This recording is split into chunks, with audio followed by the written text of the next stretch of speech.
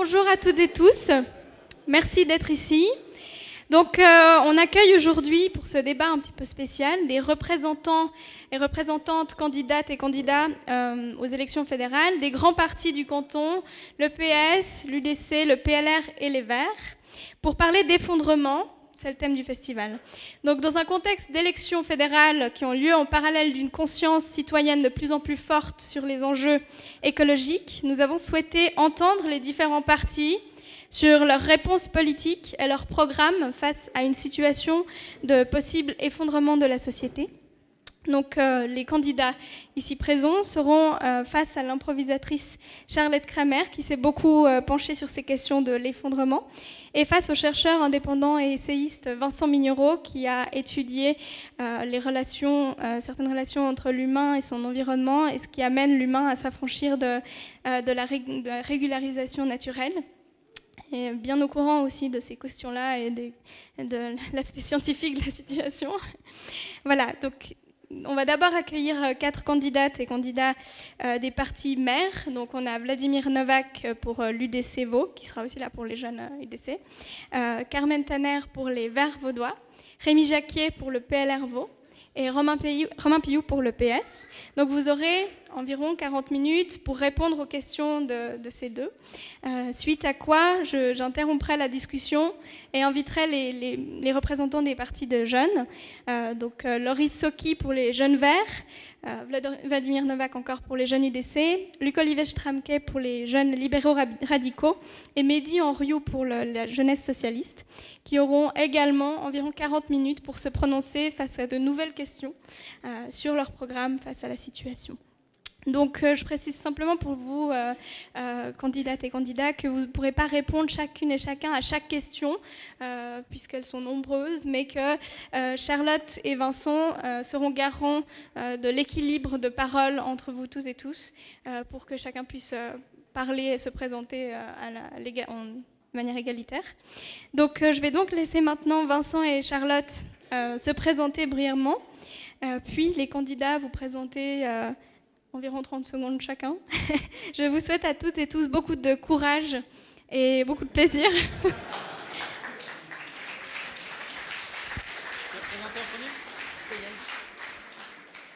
Alors, je m'appelle Charlotte Kramer, je viens de terminer mes études de médecine et puis je me suis beaucoup intéressée aux questions d'effondrement ces derniers temps et je trouve très intéressant de pouvoir un peu opposer la connaissance que j'ai de ça aux réalités politiques que je connais beaucoup moins bien. Et déjà, merci beaucoup d'être là et qu'on puisse avoir cette conversation. Je trouve que c'est vraiment hyper précieux et hyper important de pouvoir un peu comprendre comment est-ce qu'on peut croiser en fait toutes ces connaissances-là pour savoir qu'est-ce qu'on peut faire avec ça. Voilà. Bonjour, je suis également très heureux de participer à cette table ronde qui est très prometteuse. Moi, je ne suis pas quelqu'un qui a une grande culture politique militante. Je suis plutôt quelqu'un qui analyse de l'extérieur à la fois le passé et le futur dans un contexte contraint. Voilà, le contexte d'effondrement est bien présent dans ce week-end alternative. Donc, mon rôle en tant qu'essayiste et chercheur indépendant, ce sera de questionner les élus sur leurs prescriptions. Est-ce qu'on peut commencer par une première question peut-être ? Vous présentez peut-être, oui, c'est mieux. Hein. Volontiers. Bonjour à toutes et à tous. Je suis impressionnée du nombre de personnes qu'il y a dans cette salle. Je me disais, waouh, il n'y aura pas beaucoup de monde, il fait beau dehors, peut-être que l'eau du lac est encore chaude, mais ça fait plaisir. C'est preuve qu'à quelque part, le débat qui a maintenant, en fait, qui est à l'agenda politique, la question climatique, passionne même un dimanche d'après-midi ensoleillé. C'est merveilleux. Je m'appelle Carmen Tanner, je suis candidate pour les Verts vaudois. Je suis municipale à Yverdon-les-Bains. Je suis aussi au comité des Verts vaudois. Ça fait 13 ans que je fais de la politique, à peu près. J'ai commencé tôt. Et puis, je suis de formation sociologue et j'ai refait un papier en urbanisme durable. Et puis, je dirais, pour me qualifier, je suis une optimiste pathologique. C'est-à-dire que je crois en nos moyens d'action. Je me réjouis de ce débat. Bien sûr, je verse pas du tout dans la béatitude. C'est ce qui m'a poussée à être chez les Verts, c'est que le côté alarmiste m'appelait. Je crois qu'il faut réagir, mais je crois qu'on a tous les moyens néanmoins d'espérer. Voilà pour me présenter.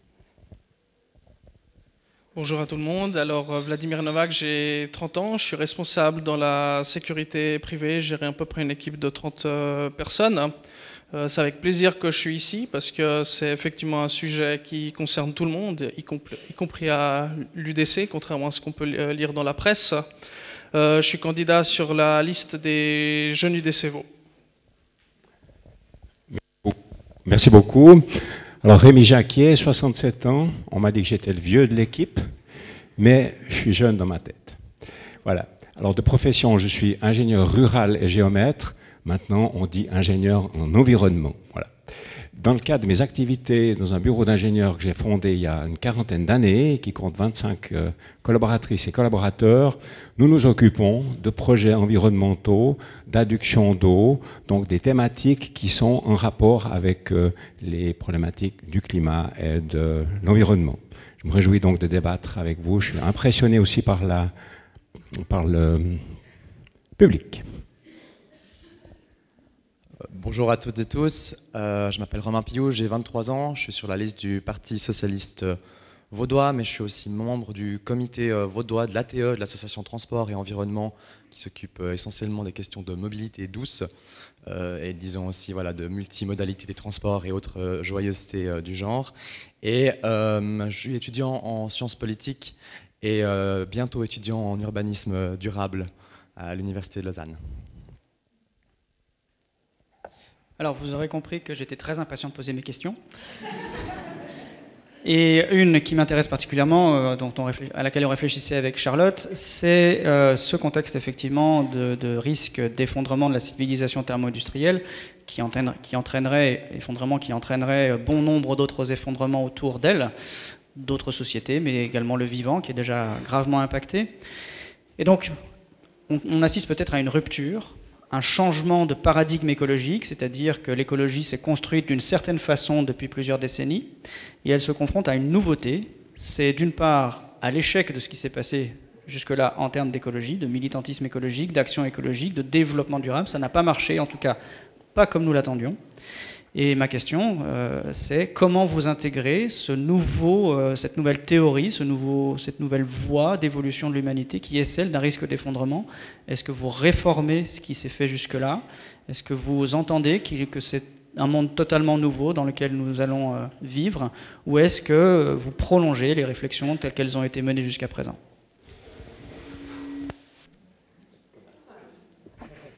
Ladies first. Oui, volontiers. Je crois que, effectivement, comment dire, sur les théories de l'effondrement, c'est difficile de savoir les conséquences qu'on va avoir. J'arrive pas moi en tant qu'élu, à l'échelon communal, mais j'espère peut-être un jour au niveau national, de savoir quelle théorie va se mettre en place.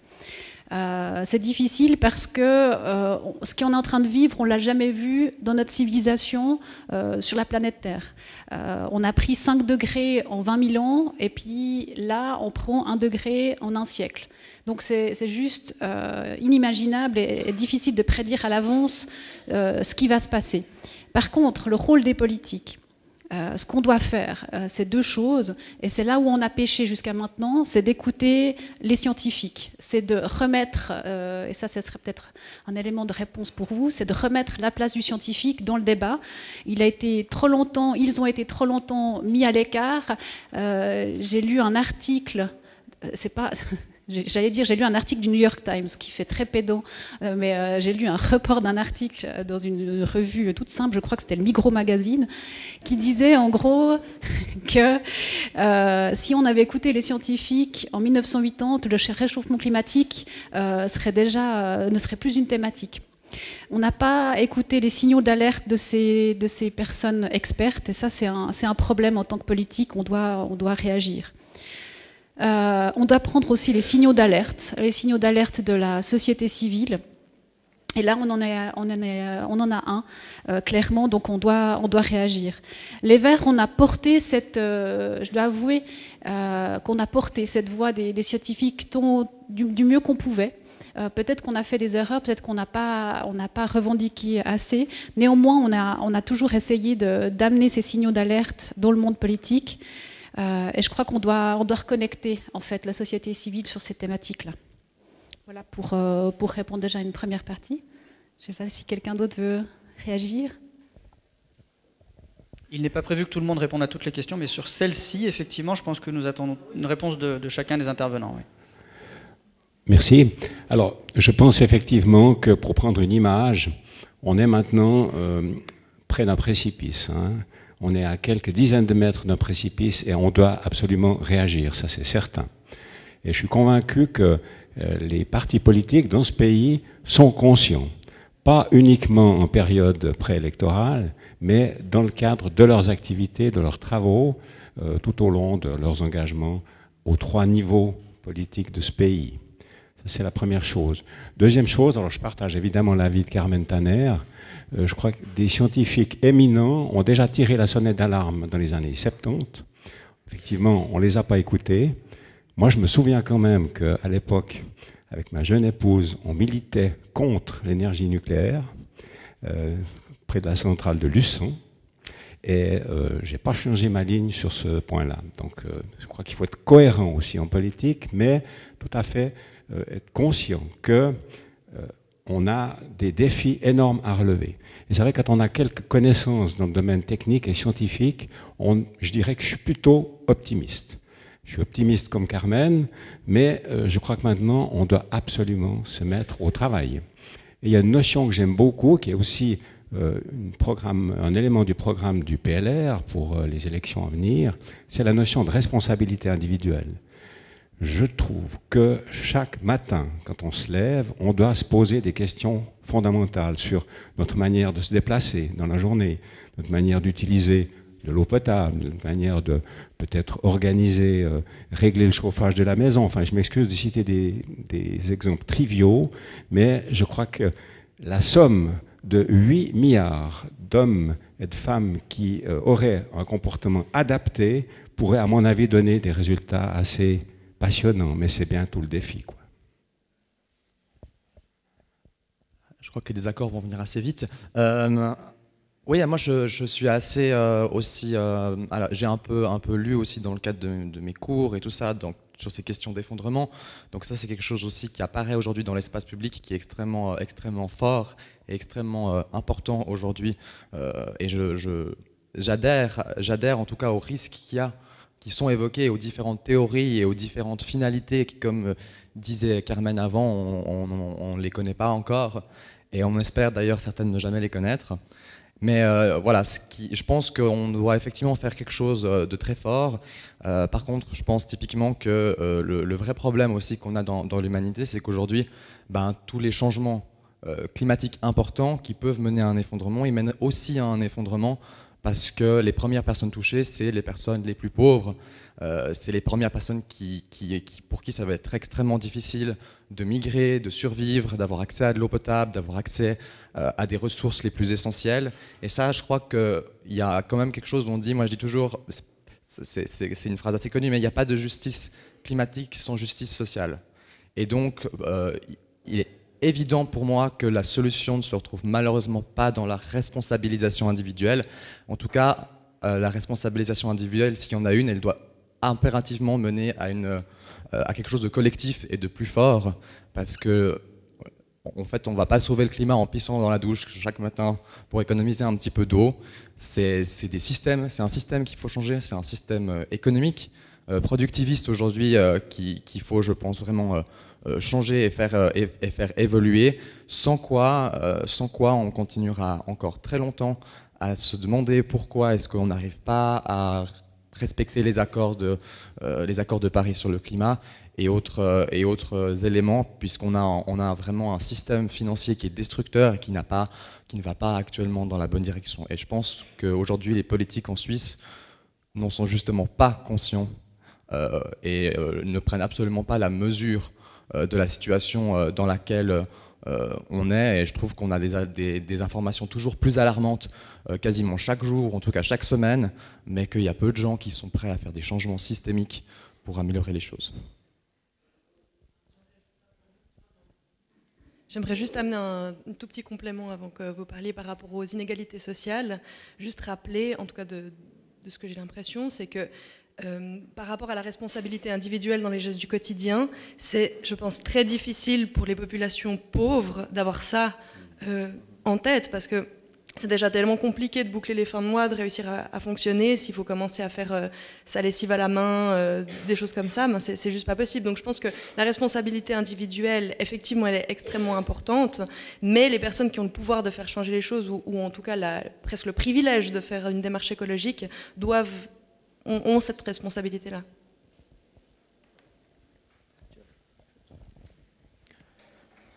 Alors moi, quand on me dit effondrement, je me dis alarmisme. Effectivement, il y a une urgence climatique à faire, tant climatique qu'au niveau de la pollution. Mais est-ce que les solutions qu'on nous propose aujourd'hui sont adéquates? Est-ce que le fait de culpabiliser le citoyen, c'est adéquat? Je tiens à vous dire que depuis des années, le problème climatique se pose. Il y a plein de solutions qui ont été données. Le recyclage, la réduction de la consommation de certains biens ou matériels comme les voitures, etc. Donc on est déjà en train de faire quelque chose. Maintenant, moi j'ai une question à toute la salle ici. Soyez sincères, qui d'entre vous, levez la main, prend l'avion au moins une fois par année?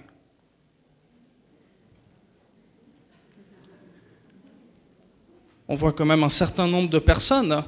Maintenant, vous n'avez pas besoin de répondre, mais est-ce que vous pensez que vous avez une conscience écologique mauvaise? Je ne pense pas.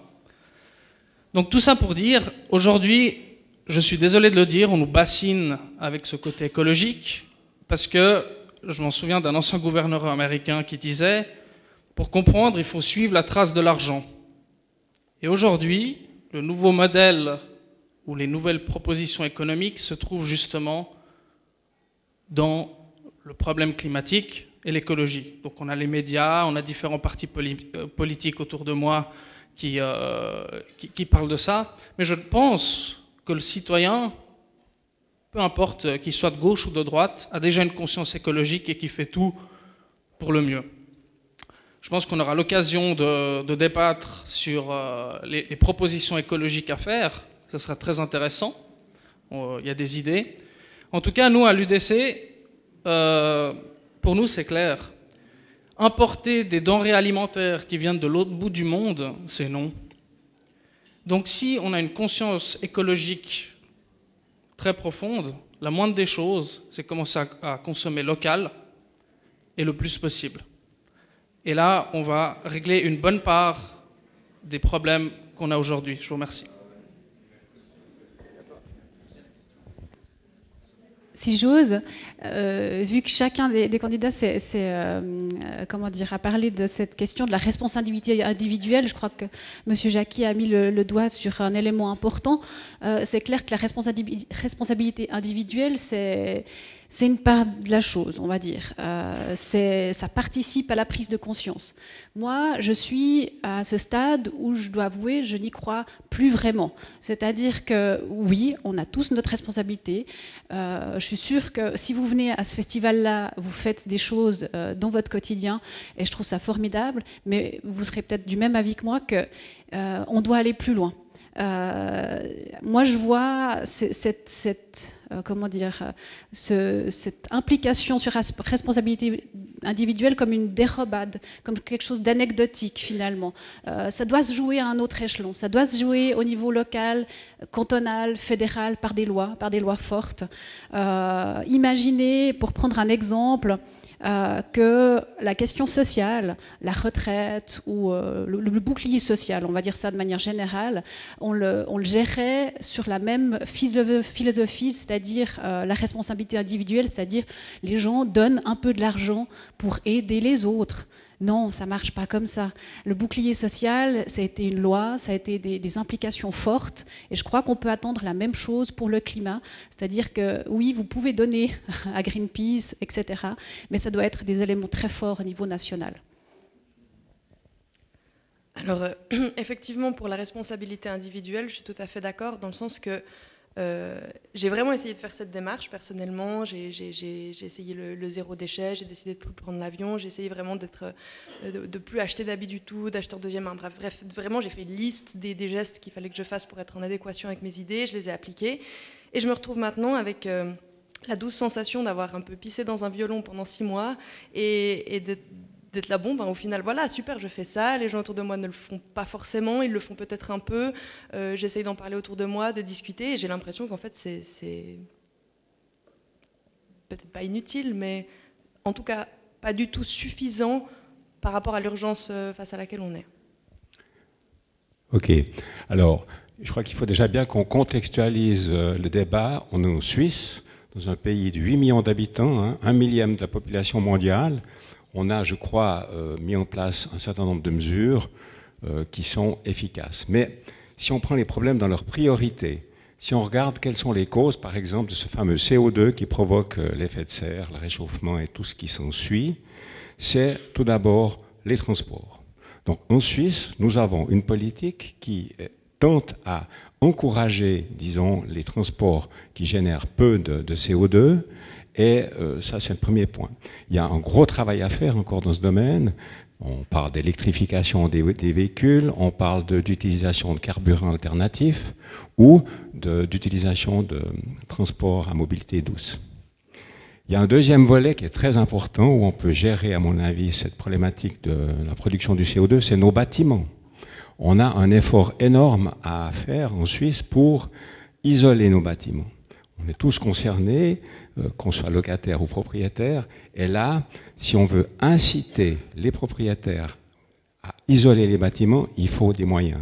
Donc cette fameuse loi sur le CO2 qui a avorté il y a 6 mois, on l'a dit à cause des partis de droite, on assume, mais peut-être que finalement cette loi, elle n'était pas encore mature, dans le sens où c'est une loi très complexe, parce qu'elle génère des taxes. On prend les taxes à qui ? Bon, à ceux qui consomment des produits fossiles. Et ensuite, on la redistribue comment, cette taxe? Alors évidemment, il faut la distribuer, par exemple, sur un fonds qu'on appelle le fonds bâtiment, pour encourager les propriétaires à isoler les bâtiments.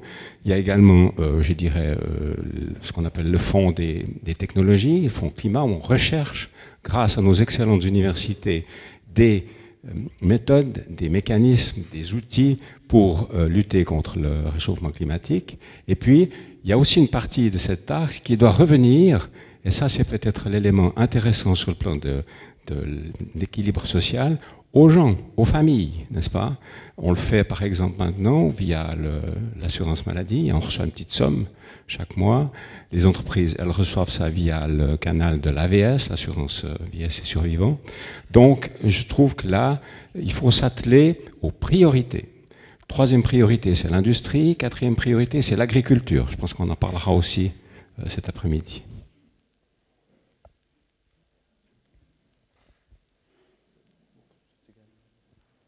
Si vous avez quelque chose à rebondir, allez-y. Oui, peut-être simplement, en Suisse, moi je me souviens toujours de cet article qui disait, et puis qui a pas mal tourné, qui disait que la Suisse était championne du recyclage.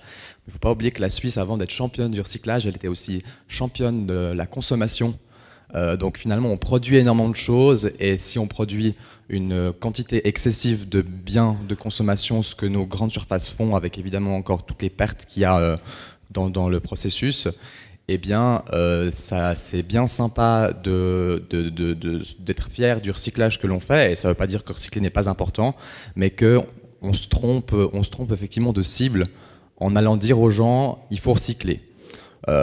Donc ils doivent le faire, c'est très bien, mais le problème il est à la source, il est donc dans les industries qui produisent avec un suremballage, il est dans tout le gaspillage alimentaire et ce genre de choses. Et moi je trouve qu'en Suisse, au contraire, on fait plutôt pas le figure, hein. On sait qu'en Suisse, on est l'un des plus grands gaspilleurs de ressources au monde par rapport à la taille de notre pays. Et je pense qu'il faut regarder les choses en face. Par exemple, dans le domaine des transports, c'est la catastrophe en Suisse. C'est la catastrophe. Alors oui, on est très fiers de nos transports publics, de nos lignes CFF, etc.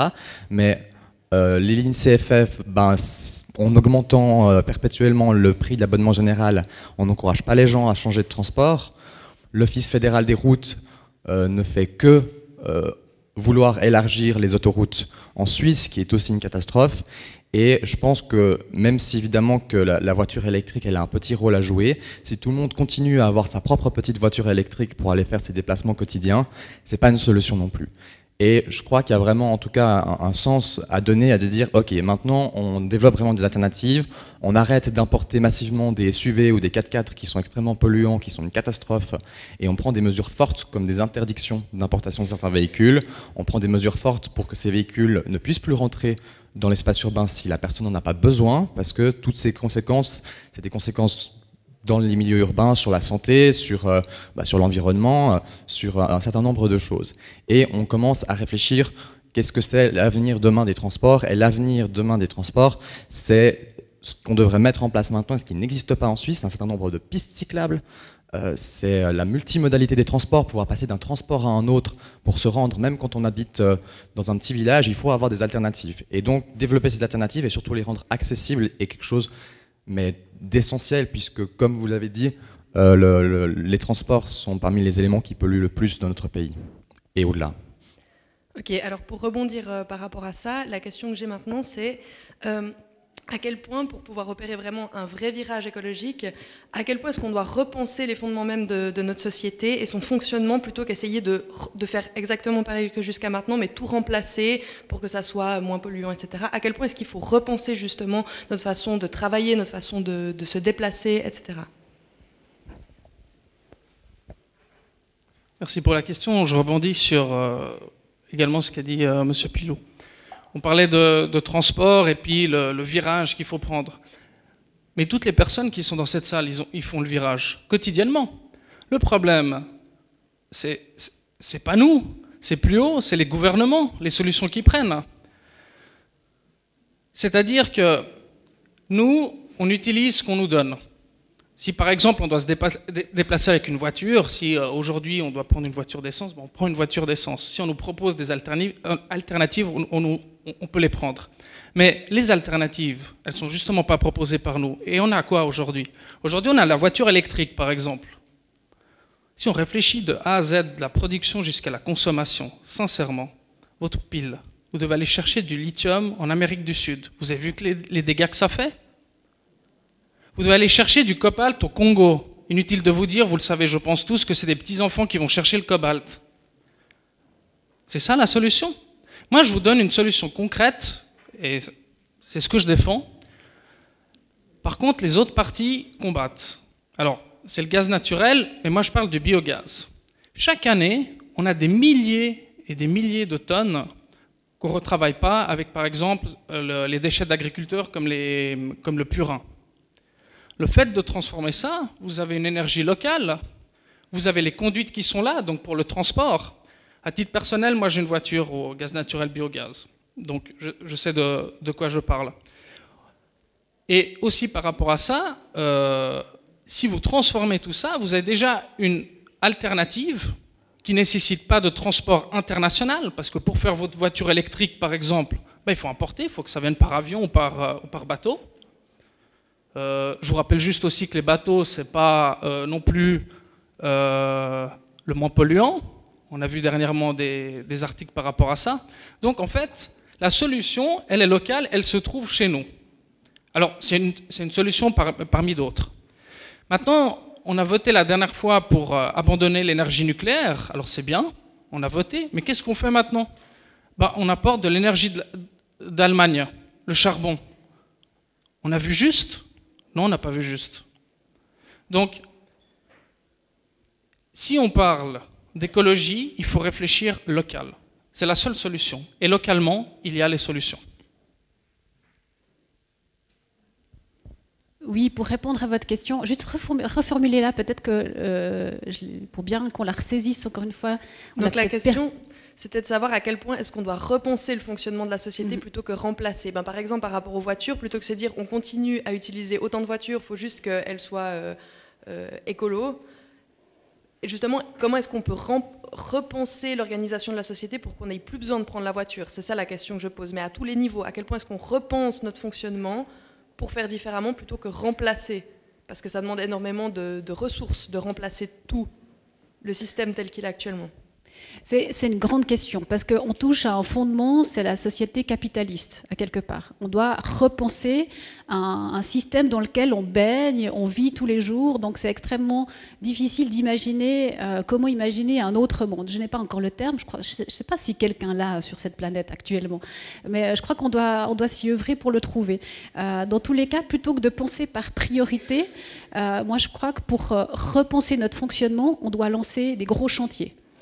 Des gros chantiers sur toutes les thématiques, les énergies renouvelables, l'économie circulaire, la question de la consommation, avec notamment l'alimentation. Vous savez comme moi que du coup, cette charge-là au niveau de l'empreinte est forte. Et le commerce mondial, des solutions comme la taxe Tobin est souvent citée. Dans tous les cas, je crois pas qu'on puisse, à ce stade-là, dire priorité 1, c'est ça, 2, c'est ça, puis ensuite, quand on a fini, on fait la 3. Non, il faut, pour repenser véritablement notre société, lancer des chantiers sur toutes les thématiques que je viens de citer. Et puis, comme je viens de le dire, et mes préopinants aussi, les solutions, on les connaît depuis longtemps, et les Verts l'ont dit déjà depuis longtemps aussi. Voilà, du coup, c'est vrai qu'il faut une rupture, et moi, je reviens à ce que je disais au début sur cette notion d'espoir. J'y crois parce que de tout temps, alors je sais que les que les personnes qui, comment dire, que les non, c'est un autre mot que je voulais dire. Certaines personnes remettent en question le côté optimiste en fait de ce qui nous attend. Moi, j'y crois parce que dans l'histoire, il y a eu des moments de rupture. Et des moments de rupture où on change radicalement de méthode de pensée. Moi, je pense notamment à ce qui s'est passé à l'apartheid, au droit du vote des Noirs aux États-Unis. Donc, il fallait vraiment un effort psychologique pour changer. Et je crois que ce qu'on est en train de vivre maintenant, cette prise de conscience nationale, voire peut-être mondiale, elle a ce moment de rupture. Et c'est une opportunité. C'est une opportunité de changement, ça c'est clair. Merci. Je crois que c'est important de s'arrêter quelques instants sur cette notion de complexité que mes collègues ont évoquée. On a un problème au niveau déjà de l'engagement. Alors, on a la chance d'être dans un pays quand même où on prend nos responsabilités. Il y a d'autres pays qui ont des difficultés énormes à gérer des problèmes basiques comme l'assainissement urbain, comme offrir à la population une eau potable de qualité et j'en passe. Ensuite de ça, mon voisin Vladimir disait, mais finalement, il faut utiliser le biogaz, il faut utiliser ces nouvelles technologies, il faut travailler finalement de façon autarcique. Peut-être qu'on peut tendre vers une certaine autarcie, mais il faut du temps pour aller jusque-là. Il faut permettre à la société une transition.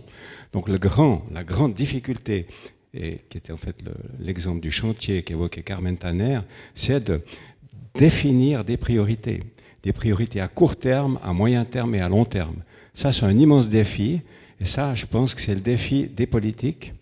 Et on disait tout à l'heure que finalement, les gouvernements, c'est facile, on met la faute sur les municipalités, sur le gouvernement, le Conseil d'État ou le Conseil fédéral.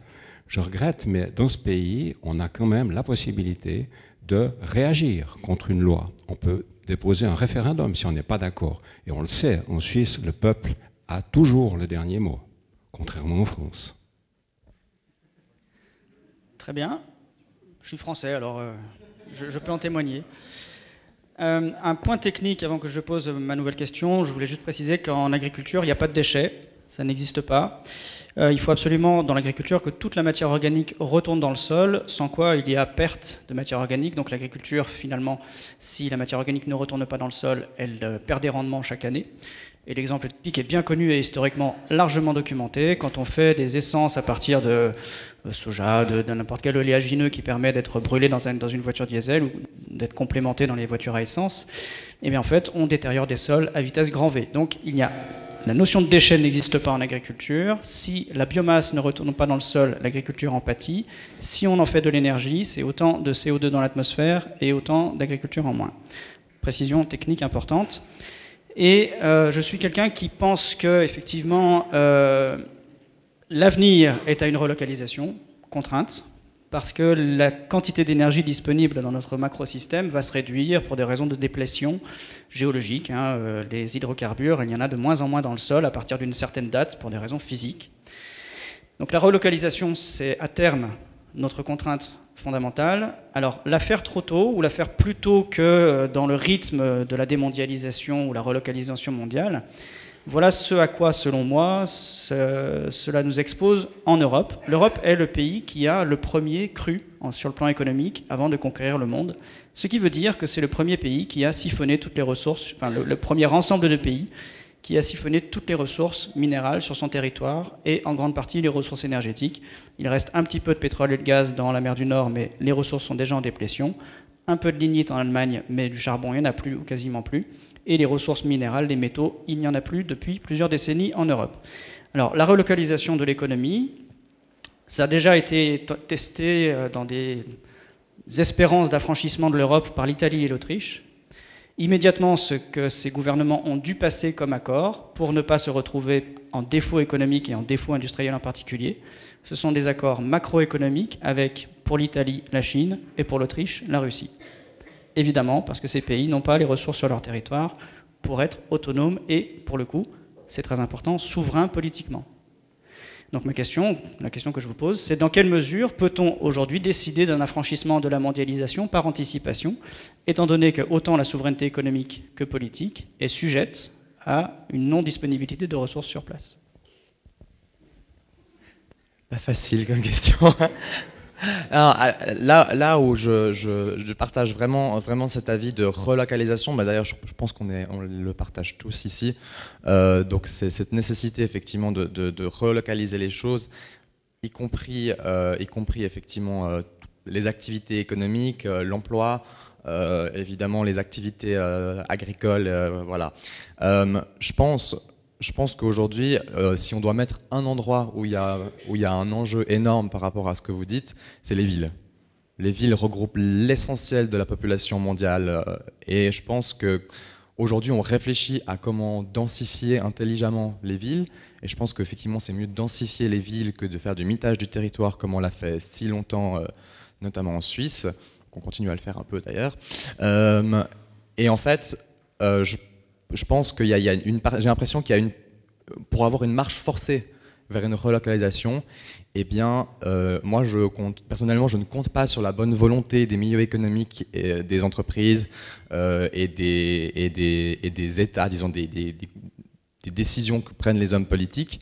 Je pense qu'aujourd'hui, on a un problème, c'est que l'économie a pris le pas sur le politique, et je pense qu'il faut inverser la tendance. Et maintenant que les États prennent des décisions à tous les niveaux, qui soient fortes, pour forcer le changement. C'est pas populaire, c'est évidemment que les milieux économiques vont se battre contre ça, mais je pense qu'il y a vraiment une nécessité absolue de mettre au pas l'économie si on veut viser une relocalisation. Et la question que je trouve très difficile, c'est cette partie de comment faire relocaliser quand on n'a plus de ressources, notamment en Europe. Et ben, je pense que une partie, une partie ne sera pas relocalisable, j'ai l'impression, tout de suite. Parce que simplement, vous l'avez dit, les ressources elles sont épuisées, il va falloir un temps certain pour les reconstituer, on ne parle même pas des sols et de la qualité et l'état dans lequel ils se trouvent. Donc je pense qu'il y a une partie qu'on ne pourra pas relocaliser, mais en tout cas pas tout de suite. Par contre, je pense qu'en tout cas on doit aller dans ce sens-là, et puis ça passe évidemment par une souveraineté et une indépendance aussi des pays en termes d'énergie. Évidemment que les investissements aujourd'hui dans le domaine solaire vont permettre, notamment en Suisse, de pouvoir entièrement s'affranchir des énergies sales avec l'hydroélectrique, si on renouvelle aussi correctement les installations hydroélectriques en Suisse. Et ça, c'est quelque chose d'hyper important. Évidemment, se débarrasser du nucléaire, pouvoir aussi collaborer. Moi, ce que je reproche toujours aussi quand on parle, je pense que des entités comme l'Union européenne pourraient jouer des rôles incroyables dans ce changement. Mais aussi pour ça, ils doivent pouvoir rendre une partie de leur souveraineté au pays et devenir plutôt proche d'un État fédéral comme la Suisse et permettre au pays d'échanger quand il y a un surplus d'énergie quelque part, quand il manque d'énergie quelque part, que les gens puissent échanger ces énergies, mais aussi les ressources. Et ça, je pense que c'est comme ça qu'on peut s'en sortir. C'est vraiment en collaborant entre les pays et par ailleurs en sortant de cette idée complètement terrifiante toujours de frontières qui devrait nous bloquer sur tous les plans ou dire on est beaucoup dans notre pays d'abord avec Trump et compagnie, mais au fond c'est pas ça la solution et je pense qu'on doit dépasser les frontières pour pouvoir aller vers ce changement. Bon, alors tout d'abord, je ne suis pas d'accord avec vous, cher monsieur, quand vous dites qu'on a épuisé toutes les ressources. Oui, on est en train d'épuiser les ressources fossiles, ça c'est une évidence. Par contre, un simple exemple en Suisse et dans la région, l'énergie bois. Nous sous-utilisons nos forêts pour chauffer les bâtiments, etc., publics ou privés. Alors, si on n'a pas parlé encore autour de cette table de l'énergie solaire, il y a encore des milliards d'années de réserves d'énergie solaire. Il faut juste s'organiser, effectivement. Et encore une fois, là, moi, j'ai confiance en la recherche, en l'innovation. C'est un argument aussi que le PLR met en avant. On a de nouveau on a des gens formés, on a des hautes écoles.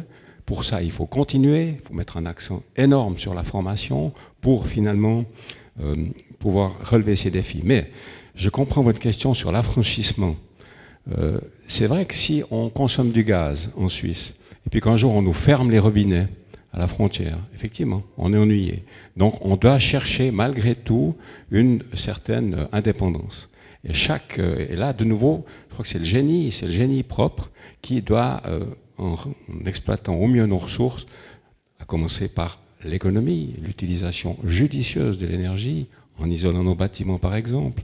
Je crois que, encore une fois, il y a des solutions, il faut juste les lister et puis les appliquer, ça c'est sûr. Juste une très rapide question pour vous, pour rebondir à ce que vous venez de dire. Vous pensez qu'on a combien de temps pour opérer ce virage et puis développer des technologies? Donnez-moi juste un chiffre. Mais moi je dirais on a 20 ans, quoi. Voilà. Non mais, oui, il faut laisser le temps aux technologies de se mettre en place. Il faut laisser autant aux gens. Vous avez une maison, on vous dit qu'il faut changer votre chauffage électrique, c'est plus économique.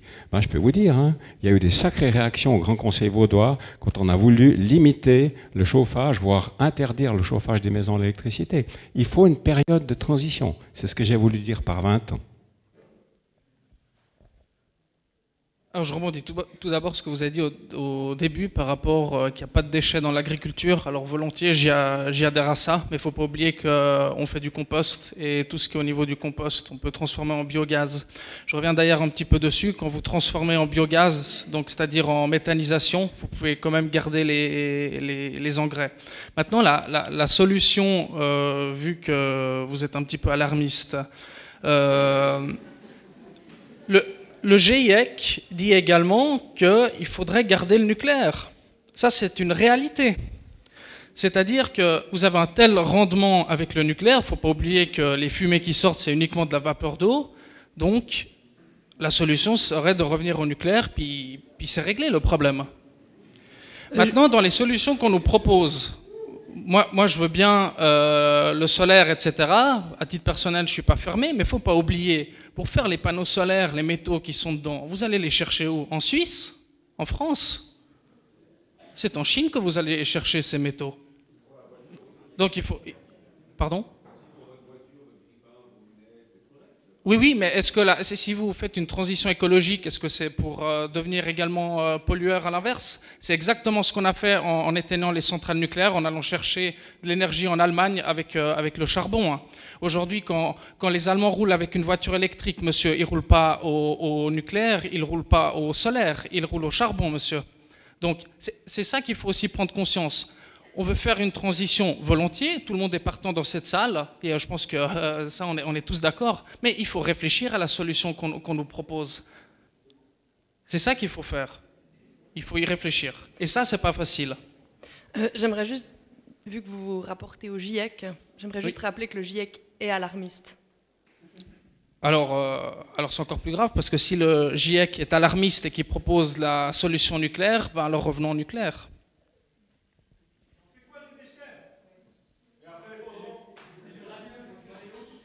Est-ce que, Carmen Tanner, vous voulez intervenir sur cette question? Peut-être vous n'avez pas répondu à la dernière thématique proposée, peut-être. Ou si vous voulez terminer, Monsieur Novak. Comme vous voulez. Oui, alors, votre question, elle était touchy, hein, Monsieur Minro. Comment relocaliser? Peut-être que du coup, je vais répondre de manière toute simple, parce que finalement, la réponse est potentiellement toute simple, c'est c'est de favoriser les produits locaux. Et ça, c'est par des lois. Je reviens en fait à cet effet de loi en fait au niveau un autre échelon en fait. Favoriser les énergies renouvelables locales. On sait que dans le chauffage, actuellement, 70% du chauffage en Suisse provient de gaz, du gaz qu'on fait importer, de mazout aussi. Donc favoriser aussi l'énergie renouvelable locale, c'est investir dans le solaire, comme l'a dit M. Jacquier, il y a effectivement un grand potentiel. Les éoliennes, vous savez que c'est un petit peu plus délicat, et les véhicules à hydrogène. C'est aussi, en termes d'économie, des critères forts pour tout ce qui est importation en matière environnementale et sociale. Donc c'est aussi, certains le vivront comme un repli sur nous, mais je crois que pour forcer en fait un échelon là plus national mais international, il faut aussi jouer notre rôle pour forcer en fait un changement qui doit se produire dans d'autres pays. Donc voilà déjà un petit peu pour répondre à votre question. Très bien, alors le temps file et nous devons laisser la parole aux plus jeunes. Merci beaucoup. Je vais juste conclure en reprenant un terme qui a été utilisé, enfin 2 termes qui ont été utilisés, celui de la réglementation que vous avez évoqué, et vous avez utilisé, Monsieur Pillou, un terme plus fort, celui de mettre au pas. Et du coup, ces 2 termes, je les interpelle pour convoquer un sujet qui revient régulièrement et qui est une accusation de plus en plus forte sur le discours écologique, c'est celui d'un risque d'écofascisme, où effectivement la contrainte extérieure viendrait obliger les gouvernements de tel ou tel pays à prendre des décisions fortes pour, je reprends vos mots, mettre au pas la société pour qu'elle obéisse à des contraintes qui sont de plus en plus régulatrices d'une façon ou d'une autre. Alors malheureusement, on ne va pas pouvoir développer ça avec vous puisque les jeunes vont prendre le relais, mais peut-être qu'eux pourront nous aider à répondre à cette question. Quand je parle d'un risque d'écofascisme, le contexte est aussi un risque de fascisme tout court. Pour moi, et cette question est ouverte dans justement cette contrainte, cette nouvelle contrainte qui est le risque d'effondrement. Je suis navré, vraiment navré de devoir vous demander de laisser la place aux plus jeunes, mais je pense que vous leur faites confiance aussi pour prendre le relais et développer de nouvelles idées pour demain. Je vous remercie beaucoup. Voilà, alors on va reprendre. Merci beaucoup aux jeunes d'être là pour continuer cette discussion. Alors, la première question que j'aimerais poser pour un peu faire la continuité par rapport à ce qui était fait avant, vu que nous, en étant plus jeunes, on est plutôt un peu la génération qui hérite de toutes ces problématiques-là. J'aimerais savoir ce que vous pensez de pourquoi est-ce que, malgré les connaissances scientifiques, rien n'a été fait avant dans la génération de nos parents et grands-parents. Est-ce que c'est une question de dissonance cognitive? Est-ce que c'est du déni? Qu'est-ce que vous pensez par rapport à ça?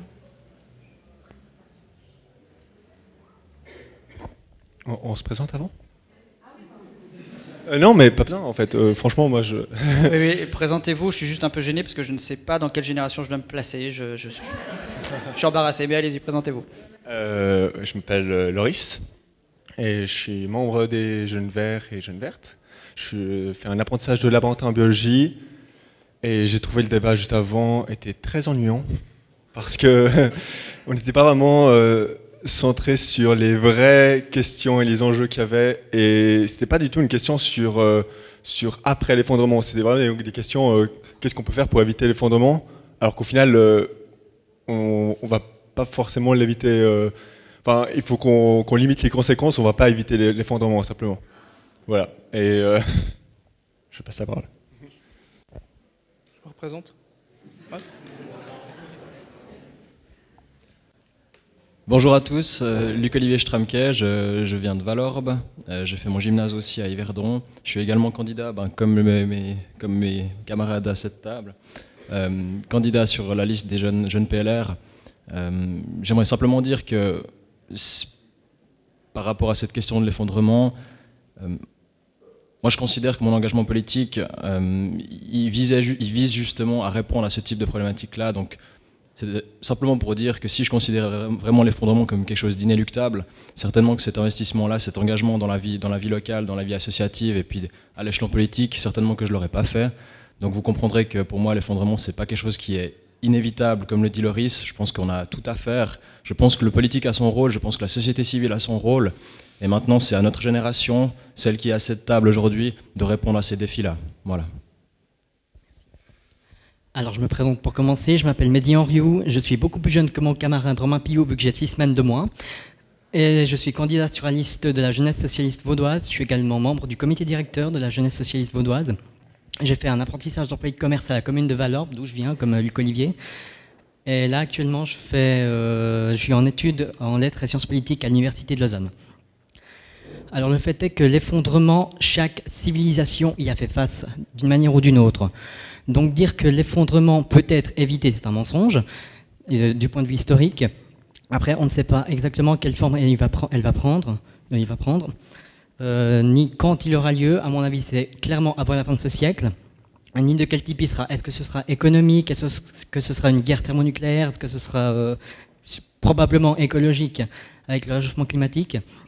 Donc non, l'effondrement est inévitable, mais il est de notre devoir en tant que politique de faire tout pour essayer de sauver les meubles, en fait.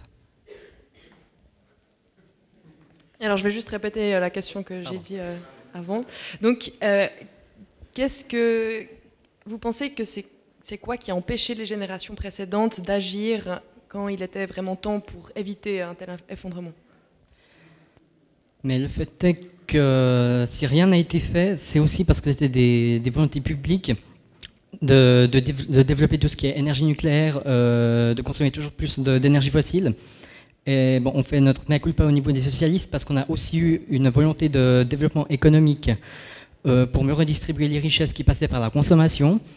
Donc de ce point de vue-là, on doit effectivement prendre une autre direction qui s'appelle l'écosocialisme et qu'on essaye de représenter au mieux à la jeunesse socialiste vaudoise. Et le fait est que déjà dans les années 80, quand il y a les premières preuves du changement climatique qui arrivaient, notamment avec le naufrage des pétroliers, il y en a sûrement certains dans la salle qui se souviennent de l'Erika et de ce navire qui s'était à la fin des années 70. Comment? L'Abro-Cocadis, merci. Qui avait fait une marée noire tragique. Il y a notamment cette image du goéland qui se noie dans la marée noire, en fait. Mais du coup, pourquoi est-ce qu'ils ont décidé de développer tout ça plutôt que s'atteler à ce que la science était en train de découvrir? C'est quoi, ouais. Au niveau de l'humain, c'est quoi qui fait que l'argent directement est plus important que la survie à long terme? Parce qu'on n'y croyait pas, on déclarait déjà tous ces discours comme des discours alarmistes et déjà éco-terroristes à cette époque. Donc on décrédibilisait au mieux parce qu'il y avait aussi justement des intérêts économiques dans le développement de l'énergie nucléaire, de tout ce qui est charbon, énergie fossile, etc. Et aussi dans le développement notamment, on en a parlé de la voiture, le développement de la voiture effectivement. Voilà. Et aussi de l'agriculture avec la consommation toujours plus importante de nourriture et de bouche à nourrir, entre parenthèses. Parce que ce qui se passe, c'est que si demain on passe à un système de consommation purement végétarien, on peut nourrir 30 milliards de bouches. Merci. Je vais laisser mes collègues continuer là-dessus.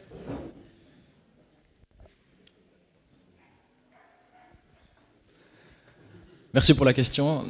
J'ai cru comprendre que M. Mignero était un spécialiste du domaine en matière psychologique, justement sur le rapport de l'humain vis-à-vis de son environnement, donc ce serait peut-être à lui de répondre à cette question finalement. Pour ma part, je dois avouer, je suis très modeste vis-à-vis de cette question, je ne peux pas expliquer pourquoi les générations précédentes n'ont pas réagi vis-à-vis de ça, mais je vais peut-être émettre quelques hypothèses. Je dirais peut-être tout simplement que maintenant on est dans une génération qui perçoit en fait les effets du changement climatique, ce qui était peut-être moins le cas à l'époque. On a eu certains signaux, c'est sûr, mais globalement je pense qu'ils étaient beaucoup moins patents qu'actuellement. Donc ça c'est peut-être une première piste. Une deuxième chose, c'est peut-être que la manière de mesurer les effets du changement climatique était peut-être moins développée aussi.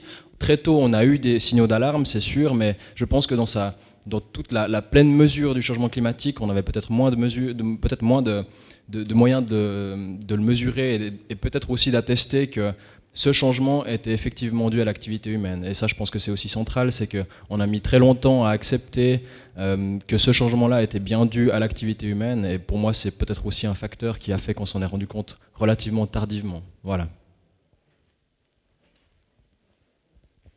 Alors, par rapport à votre question, je le dis en toute franchise, je ne sais pas. Par contre, quand on regarde aujourd'hui et qu'on se dit, par exemple, Madame Angela Merkel, il y a plus de 10 ans, enfin, depuis qu'elle est arrivée au pouvoir, elle tapait sur les Chinois parce qu'ils étaient dans le charbon, puis qu'en fait, aujourd'hui, c'est les Chinois qui sont presque leaders mondiaux dans les énergies alternatives. Ils ont des autoroutes solaires, enfin, ils commencent à... Pour recharger les camions, les voitures, ils mettent des milliards pour faire de l'innovation, alors que l'Allemagne, avec toutes ces grandes théories, retourne au charbon. On se demande peut-être si les générations antérieures n'étaient pas mieux. Moi, je tiens à souligner, alors tout à l'heure, il y avait des huées par rapport à l'énergie nucléaire. C'est comme toute chose, si vous voulez sécuriser, il faut se donner les moyens et la volonté. Aujourd'hui, avec le nombre de personnes qu'on est sur la planète, la première chose qu'il faut faire, que ce soit au niveau de la consommation ou de l'utilisation des énergies, c'est de produire et consommer local. C'est la seule solution.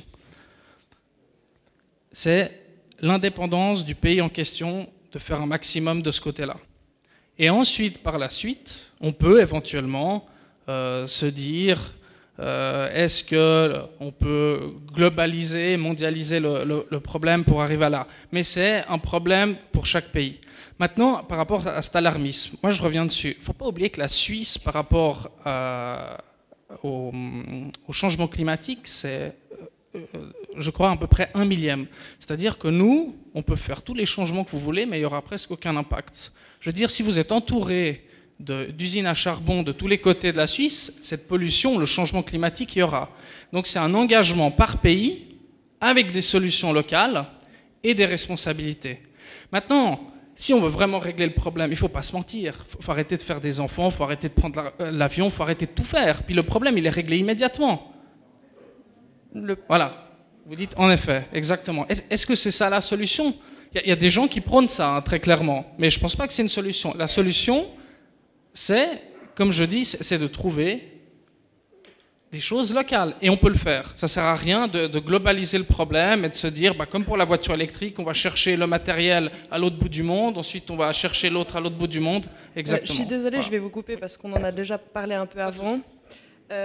J'aimerais juste faire remarquer que la fondation allemande Bertelsmann vient de publier un rapport qui, en analysant plein de facteurs différents, a dit que la Suisse était le plus gros pollueur du monde. Oui. Oui, voilà, il faut juste tenter de ne pas penser en système isolé. Il n'y a pas de pays qui soit découplé d'une économie mondiale, a fortiori pas la Suisse, ni la France, ni l'Europe. Il faut définir le local. Oui, voilà. Si j'habite dans le Jura, si je vais faire mes courses à 3 km de l'autre côté de la frontière, je suis plus local que si je vais à Saint-Gall dans le même pays. Donc cette notion de local et de frontière... Alors, monsieur n'est certainement pas entendu au fond de la salle, il pose la question de la définition du local, on ne va certainement pas pouvoir répondre aujourd'hui ou maintenant. Est-ce qu'il y a une session de questions qui est prévue, Mathilde, après ?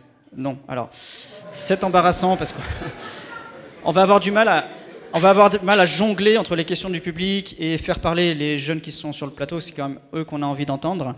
Est-ce que, pardon, je ne vois pas l'étiquette, est-ce que Loris, tu as envie de répondre à la question qu'avait posée Charlotte, de compléter un petit peu peut-être ? Oui, pourquoi pas. Alors, pour moi, c'est clair que la raison pour laquelle il n'y a rien qui a été fait avant, malgré le fait que cette crise environnementale est connue depuis un bout de temps, c'est simplement le système de croissance.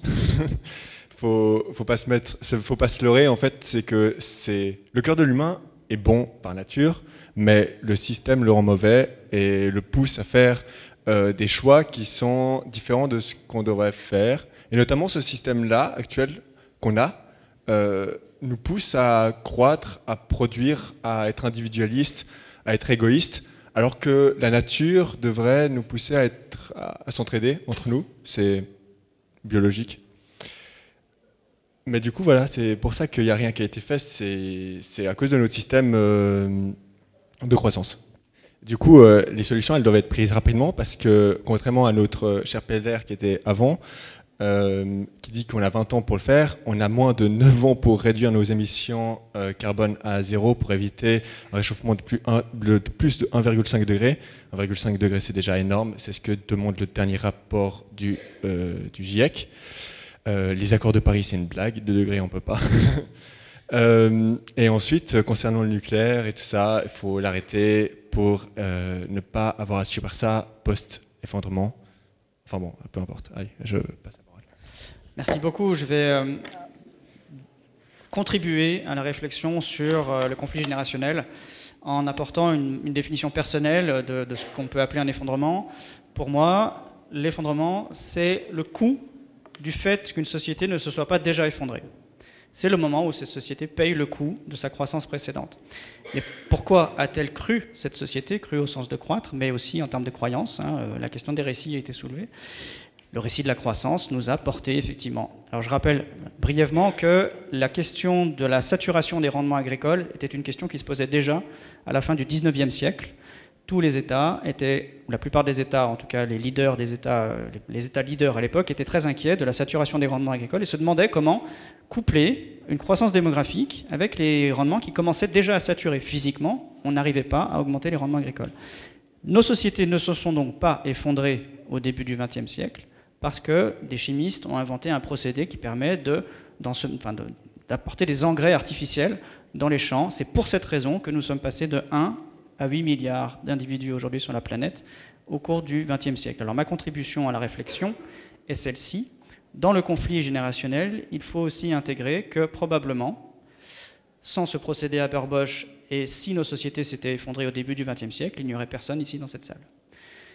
Donc ça, c'est ma contribution. Et j'ai une question, puisqu'il va falloir maintenant gérer que nous soyons 8 milliards sur la planète Terre.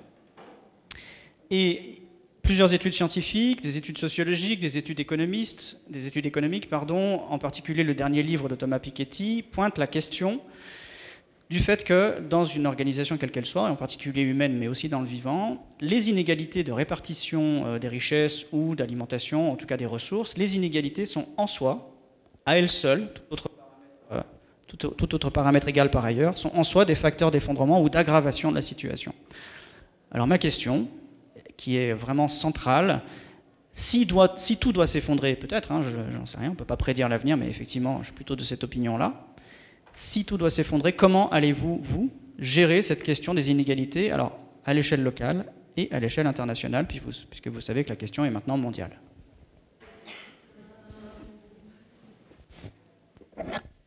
Vous parlez du fait qu'on ne peut pas nourrir assez de population après l'effondrement. Ça, j'en sais rien. Je pense qu'il ne vaut mieux pas se projeter dans un après. Comme tu le disais tout à l'heure, ou l'un de vous le disait tout à l'heure, la question à gérer, c'est le maintenant et le pendant. L'après est quelque chose qui est probablement sujet au fantasme et à l'idéalisation. Il faut gérer maintenant la question des inégalités qui est déjà cruciale, en fait. Alors, je suis d'avis qu'un être humain produit plus que ce qu'il consomme. C'est ce que dit Kropotkin notamment aussi. C'est-à-dire qu'en fait, aujourd'hui, on peut nourrir beaucoup plus que la population mondiale. C'est juste notre système qui ne veut pas nourrir la population mondiale. Et qu'en plus, si on arrête avec le spécisme, on peut nourrir encore plus de personnes, comme dit tout à l'heure. Donc, en soi, ce qu'il faudrait encourager à faire pour pallier à ce qui pourrait potentiellement arriver, c'est encourager à créer des villages autogérés, des espaces communautaires qui se développent et qui deviennent indépendants alimentairement. Et plus on en accueille, et on accueille aussi, on invite le reste de la société qui va droit dans le mur à venir fonder ces sociétés parallèles qui pourraient notamment apprendre à produire leur propre nourriture et s'alimenter eux-mêmes.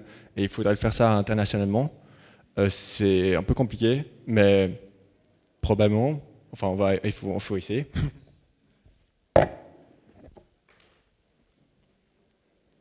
Les solutions qui sont proposées ne sont certainement pas mondialistes, je reviens dessus, c'est local. Maintenant, j'ai une question à mon collègue.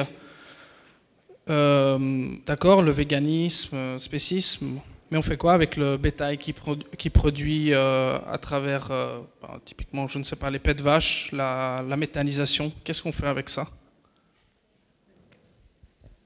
Comment ça, qu'est-ce qu'on fait avec? Oui, la question est un présupposé de dire que la méthanisation est un procédé qui peut être utile pour produire de l'énergie ou apporter de l'énergie au système. Donc c'est un présupposé de M. Novak de dire qu'il y a besoin de bétail pour avoir de l'énergie quelque part. Donc, prenez le méthane. Quoi? Non, ce que j'essaie de dire, c'est que si on devient tous végétariens, etc., il y a le bétail. Le bétail produit énormément de méthane. Donc, qu'est-ce qu'on fait avec ce bétail? On l'abat, qu'est-ce qu'on fait? Ce que vous voulez dire, c'est que maintenant qu'ils sont là, qu'est-ce qu'on en fait si on arrête totalement d'utiliser le bétail? Qu'est-ce qu'on en fait physiquement? C'est ça la question? Voilà, qu'est-ce qu'on en fait physiquement? Est-ce qu'on les tue tous ou est-ce qu'on les laisse voguer dans les champs? C'est vrai qu'en fait, en soi, si le bétail est autant nombreux aujourd'hui, c'est parce qu'on le fait nous-mêmes se croître et se développer et se reproduire. Si tout simplement on arrête de l'exploiter autant, le bétail qui reste actuellement va finir par mourir. On peut s'en occuper. Si on le laisse dans la nature, il va se faire bouffer par d'autres animaux. Peut-être par des... Mais c'est vrai qu'il n'y en a plus beaucoup des animaux. Mais disons qu'un bétail, de culture dans la nature ne survivra pas très longtemps vu qu'ils sont indépendants de nous, êtres humains. Mais en soi, déjà arrêtons de les faire se reproduire. Et puis si on arrête de les faire se reproduire, il n'y en a bientôt plus, hein, ne vous inquiétez pas. Messieurs Stramke, Henri. Il faut savoir aussi que le nombre de vertébrés actuellement, c'est 93% de bétail, 4% d'êtres humains et 3% de vertébrés sauvages, il me semble. Je suis plus sûr des chiffres. Il reste 4% de vertébrés sauvages sur la planète Terre, oui. Et tout le reste, c'est les animaux domestiques et nous, Monsieur Stramke et Monsieur Henriot, sur la question des inégalités. Oui, merci. Alors, moi, je vais peut-être pas revenir. Je veux dire, on a discuté de cette question de l'effondrement. Je vous ai donné ma position. Ça veut dire que pour moi, je fais pas de la politique fiction. Mon engagement, c'est vraiment de gérer le concret et le réel. Et pour moi, c'est cette question de comment est-ce qu'on gère les inégalités après l'effondrement. Je vais pas y répondre là si on n'est pas d'accord avec le postulat de base. Mais maintenant avec cette question. Alors, peut-être avec cette question de la gestion des inégalités maintenant.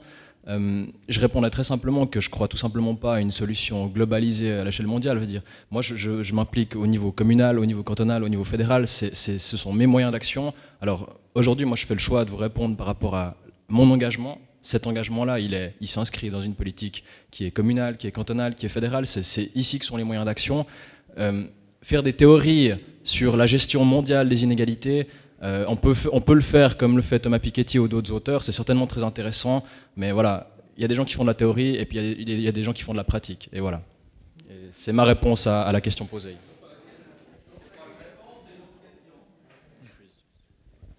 Je me permets juste une petite remarque, je trouve que nous on est ravis d'être là les quatre, mais j'aimerais juste un petit peu de respect pour les orateurs qui sont là aujourd'hui. J'estime que quand j'étais dans le public avant, quand il y a des colibets, quand il y a des remarques, on est ouvert au débat, on est ouvert aux questions, mais il y a des modérateurs qui sont là. J'aimerais simplement un petit peu de respect pour les gens qui sont ici. Merci beaucoup. En réalité, l'effondrement, il va surtout toucher les personnes les plus précaires. Donc effectivement, il faudra au mieux redistribuer les richesses. Je prends l'exemple de la Suisse, vu qu'on en a beaucoup parlé. En 1980, le 1% le plus riche possédait 33% de la fortune du pays. Actuellement, c'est 40%. Donc il y a quelque chose à faire de ce côté-là. On peut aussi instaurer, ça a été cité tout à l'heure par Madame Tanner, je crois, une microtaxe sur les transactions financières. Il y en a 1000 par seconde. Et ça permettrait non seulement de financer la transition énergétique, mais aussi de mieux redistribuer les richesses. Ah. Il fonctionne? Si. Ah. Donc de mieux redistribuer les richesses, comme j'ai dit, et aussi d'éviter effectivement que les plus précaires soient les plus touchés. Donc on pourra aussi mettre ça dans un fonds, notamment pour les logements, pour les transports en commun, etc., des énergies plus respectueuses de l'environnement. Je voulais juste préciser comme quoi les 1% les plus riches de la population mondiale, c'est nous. Et au final, c'est aussi nous qui sommes les plus polluants et polluantes. Donc en fait, au final, qu'on vient dire comme l'UDC désigne comme quoi la surpopulation c'est le problème, c'est pas le cas. Il y a des graphiques qui montrent comme quoi les populations justement qui se développent actuellement sont les moins polluantes, et notamment parce que ils sont moins d'argent, on consomme beaucoup trop. Voilà, c'est ça. Merci. Alors la question suivante. ça serait une réponse un peu plus courte que j'attendrais de chacun. Ça serait de savoir si maintenant, individuellement, vous aviez la possibilité de faire passer une loi, quelle que soit l'ampleur de cette loi, mais quelle serait pour vous la loi la plus adéquate? On s'en fout que ça soit réalisable ou pas, hein, juste dans l'idée. Qu'est-ce qui serait le plus adéquat, le plus urgent à faire maintenant pour changer les choses? Pour moi, ça serait, d'un point de vue énergétique, je ne sais pas comment expliquer, mais qu'on ait une production circulaire. Je m'explique.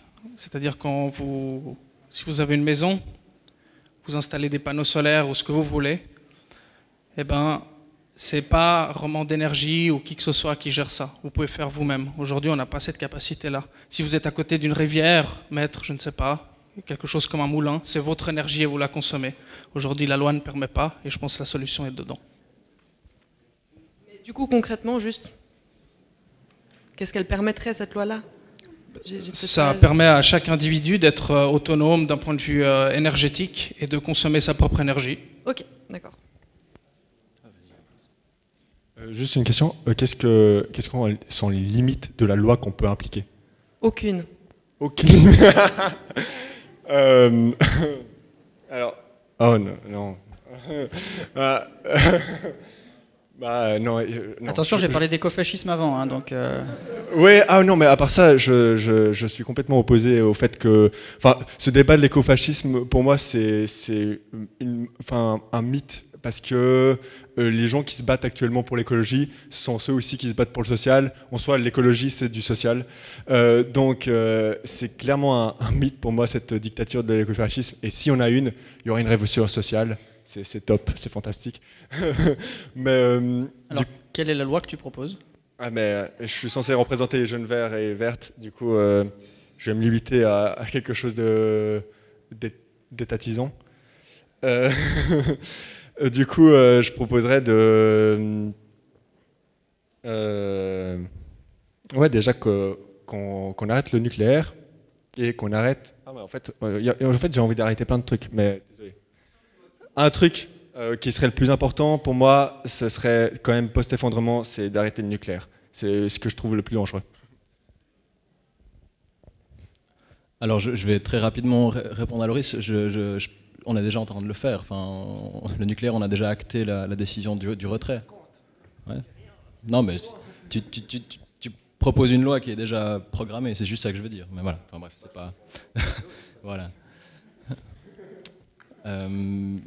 Peut-être une réponse alors sur la loi que je proposerais. Alors, je veux dire, c'est toujours intéressant comme représentant du PLR de devoir proposer une loi alors qu'on est plutôt justement dans une attitude inverse. Mais je dirais, peut-être ce qui nous manque encore dans le plan d'action pour le climat 2050 du Conseil fédéral, c'est une vraie peut-être politique industrielle en matière de bâtiments.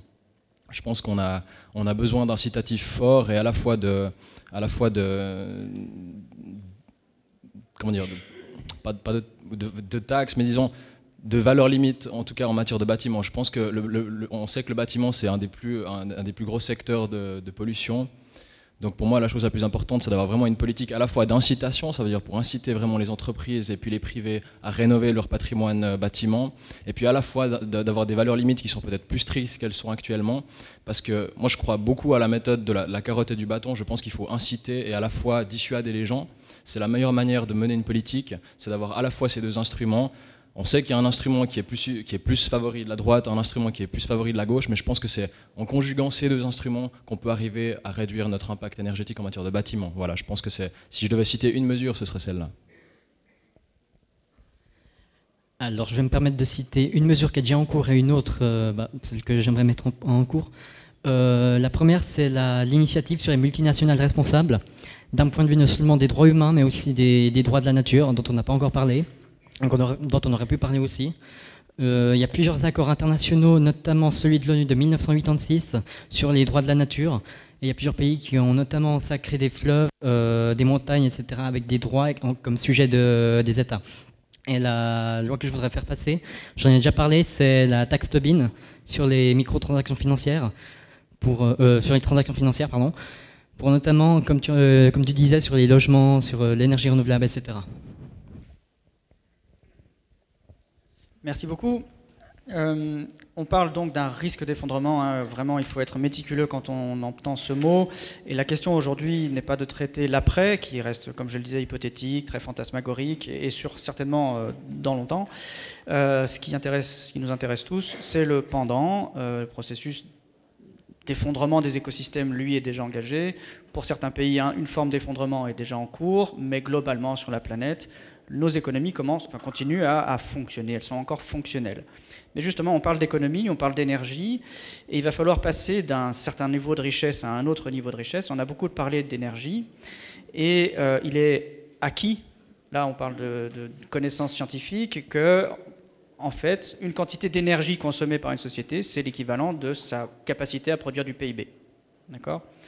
Et vous êtes de jeunes politiciens, vous annoncez, comme beaucoup, un risque d'effondrement, mais il va falloir aussi annoncer, expliquer à ceux qui vont voter pour vous que dans la contrainte des temps à venir, il va y avoir une contrainte directe sur la possibilité pour chacun de gagner sa vie. Alors ça rejoint la question des inégalités précédentes, mais je me questionne sur la façon que vous aurez de parler de ce sujet-là, et éventuellement de parler de ce sujet-là pour que les gens votent pour vous. C'est-à-dire comment vous allez dire aux gens « le monde de demain est un monde moins riche » et faire en sorte qu'ils votent quand même pour vous.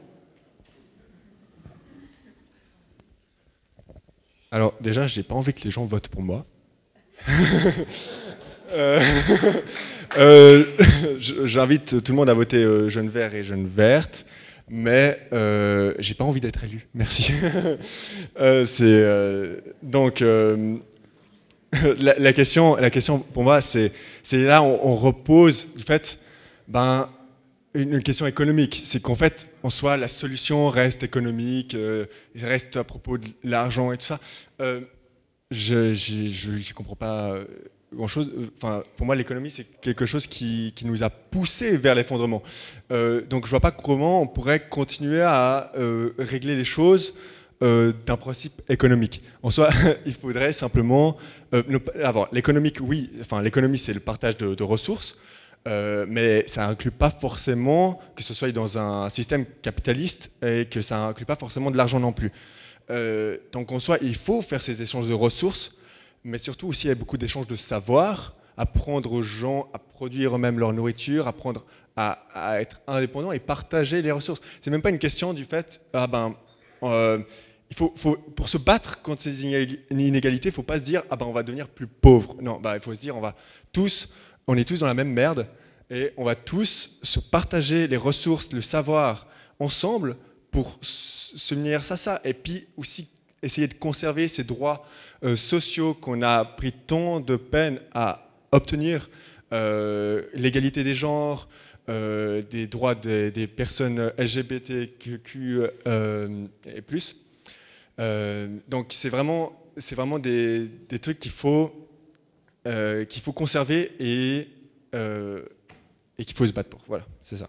Donc ma solution, c'est pas une solution économique, c'est une solution du socialisme libertaire. Pour les solutions, en tout cas, je peux même dire au nom de l'UDC, ça passe pas par des taxes ou des contraintes. C'est dans ce qu'on a actuellement optimisé. On a des excellentes écoles. On peut faire de la recherche, on peut toujours aller plus loin. La solution, c'est, et je le répète, c'est local. Alors je réponds à un monsieur tout à l'heure qui avait dit « Ouais, mais si je vais à 3 km, est-ce que c'est local ?» Bien sûr que c'est local. Vous êtes chez vous, sûrement dans la commune, en Suisse. Pour moi, local, ça veut dire en Suisse. Enfin, si vous voulez, après, communal, voilà. Vous n'allez pas en avion à 3 km. Donc, les solutions, c'est sans contrainte, on prend la liberté. Moi, je prône également aussi la liberté. Chacun a droit d'utiliser le moyen de transport qu'il souhaite.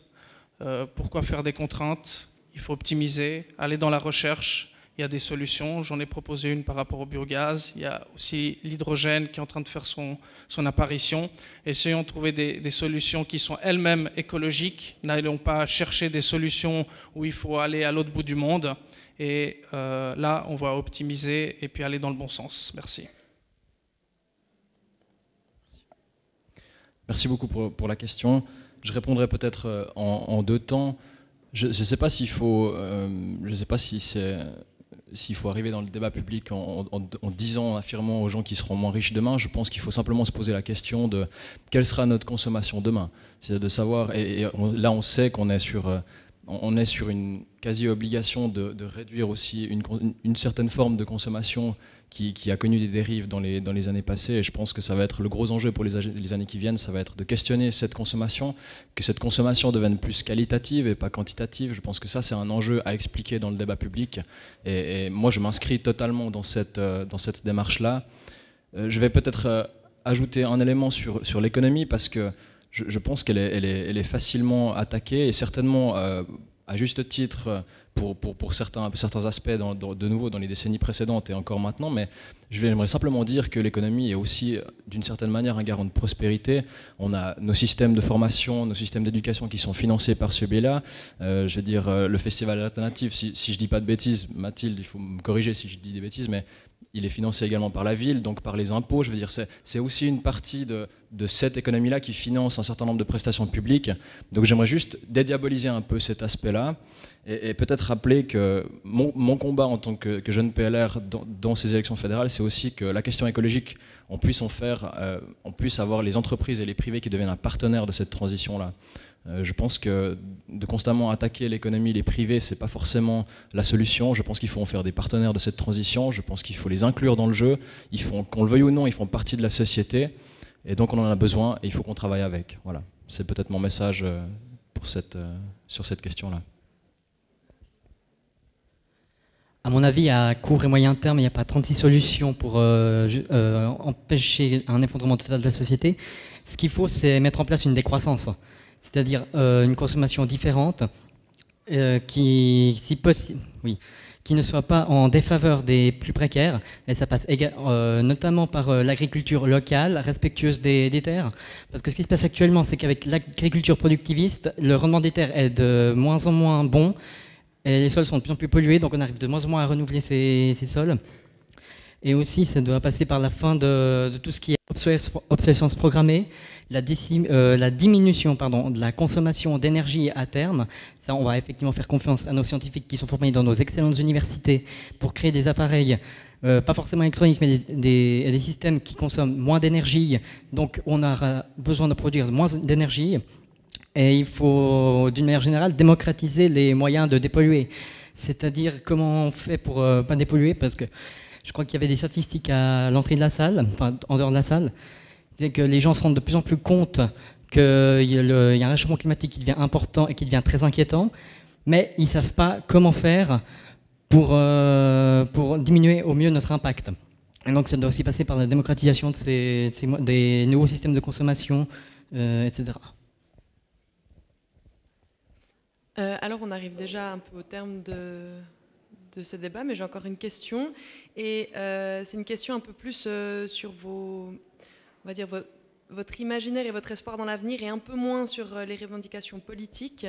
Donc là, je vais vous demander d'être un peu plus dans ce que vous espérez. Pour vous, ça serait quoi la Suisse idéale dans, je ne sais pas, peut-être 20 ans, mais pour vous, comment est-ce que vous imaginez, et pas en termes de chiffres, etc., mais comment vous voyez un peu la ville, la campagne, etc. Quelles seraient un peu les choses importantes de cette Suisse du futur si elle était pour vous idéale?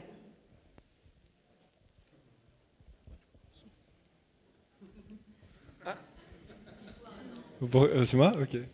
Déjà, je pense qu'il faut qu'on arrête de voir l'effondrement comme quelque chose de négatif. C'est une chance qui s'offre à nous. C'est une chance d'avoir quelque chose d'autre, de fonder en société, ensemble, avec toutes les connaissances qu'on a déjà acquises scientifiquement, de fonder quelque chose de nouveau. Et c'est pour ça qu'il faut absolument qu'on prenne cette chance-là, que l'effondrement arrive, pour faire quelque chose de positif, même si on va souffrir quand même. Mais comment tu la vois? Oui, physiquement, les villes, les villages, enfin... Eh bien, j'en vois des espaces communautaires, social et libertaire, en soi anarchiste.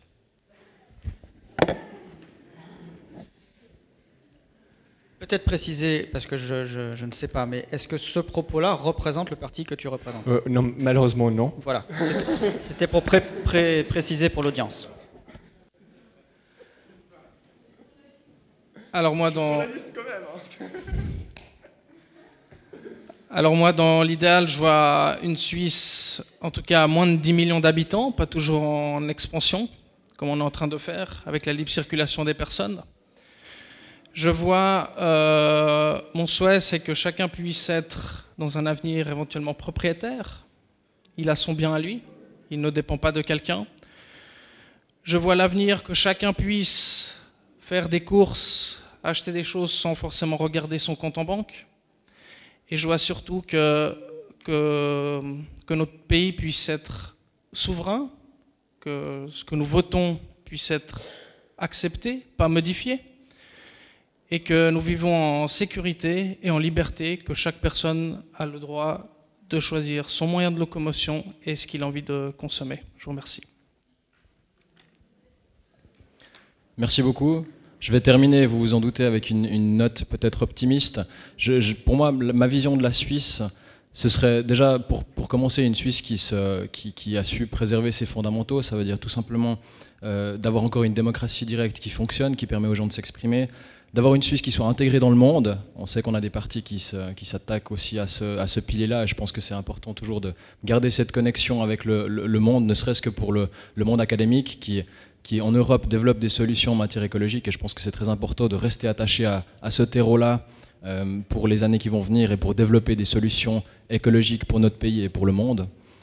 Et puis je dirais encore un dernier point, pour parler des fondamentaux de la Suisse, de rappeler, d'espérer en tout cas une Suisse qui a toujours un fédéralisme préservé avec des compétences dans les communes, dans les cantons et au niveau de la confédération, parce que pour moi le fédéralisme c'est aussi un bel outil écologique, dans le sens où ça permet des innovations au niveau local, ça permet des innovations dans les communes, dans les cantons, ça permet de faire des tests, ça permet d'avoir des espèces de laboratoires écologiques. Ça, je pense que c'est une force de la Suisse qu'on a besoin de préserver pour les années qui viennent. Voilà.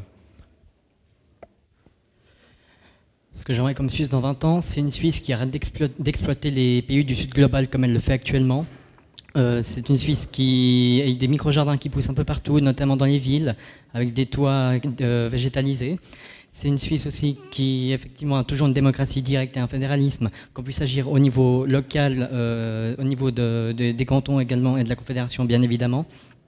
Et finalement, c'est aussi une Suisse qui redistribue mieux ses richesses et dans lesquelles les travailleurs ont vraiment le pouvoir de prendre des décisions pour la production et pour leur entreprise. Merci beaucoup. Merci à vous.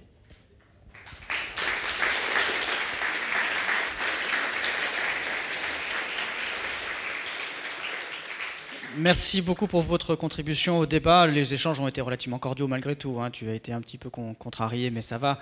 Merci au public pour cette patience, l'intérêt aussi pour les questions que j'ai senti surgir, qu'on a interprétées ici et qu'on a reposées aux jeunes ici présents.